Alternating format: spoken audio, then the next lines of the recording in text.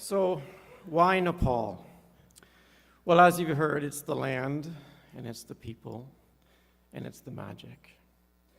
In fact, the Himalayas, which make up the bulk of Nepal, is a geologist's paradise. Ironically, it's the highest mountains in the world are formed from the bottom of the ocean. Trekking through the abode of the snows, you are in fact walking on the ancient floor of the Indian Ocean.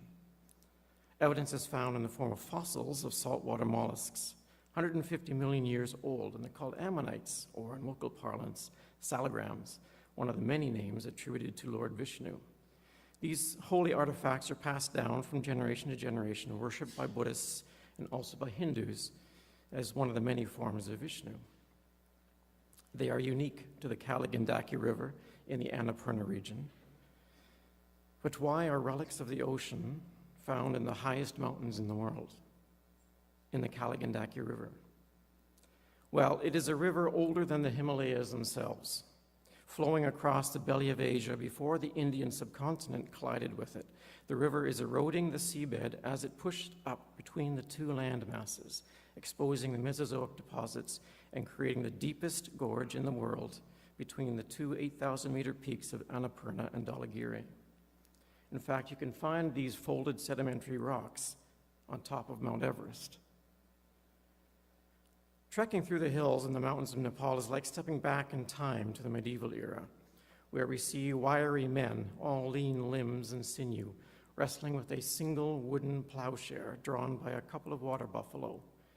He, in turn, is followed a few steps behind by his wife or daughter, dropping single seeds into the fresh furrow, followed by a deft kick at the clods of earth to bury the precious grain.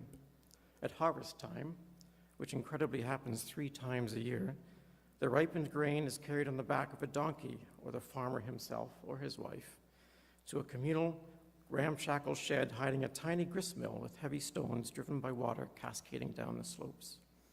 A bewildering variety of crops are grown in the various climatic zones of Nepal: potatoes, wheat, corn, long white radishes, millet, barley, rye, and the staple food of Nepal, rice and lentils. We even found orange groves. A Nepali can eat an incredible quantity of dal bhat, which is lentils and rice, a staple of the Nepali diet. We also pass struggling porters, donkey trains, or higher elevations, yak trains. These are the pickup trucks and the transports of the Himalayan highlands, moving all manner of goods up and down the hills. We often see the ubiquitous doku, the Nepali backpack. This is a large basket expertly woven from split bamboo and carried with a single tump line across the forehead, and a testament to the strong neck muscles and legs of the Nepali porter, or any resident of the hills. And although we live half a world apart, our students find that they have many of the same interests as their cohorts in Nepal. Although there are dire challenges faced by the country, it is not all feudal lifestyles. Indeed, in the cities, which are as burgeoning with industry and ambition as any in Canada, technology seems to be leapfrogging over some of our own enterprises, much as in Africa, cell phones are pervasive, adopted before landline phones were commonplace. We constantly marvel at the ingenuity and talents of our counterparts in Nepal as they create textiles, tools, buildings, and all kinds of things from materials at hand. And despite widespread poverty compounded by a struggle to emerge from a decade of conflict and an ineffectual government, they exhibit a positive outlook and a welcoming custom. The magic of the country is palpable. It is a place of transformative experiences, soul-defining interactions that lead you to question and fortify your own life, to inspire you to take on a more meaningful existence.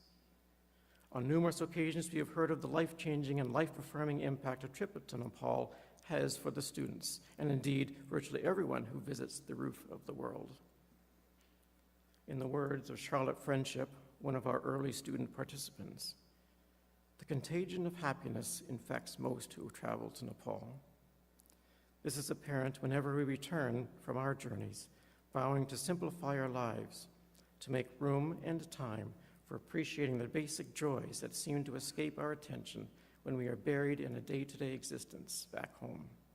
We are always buoyed by the hope that we will return to be rejuvenated upon meeting our dear friends in Nepal. Someday, won't you join us?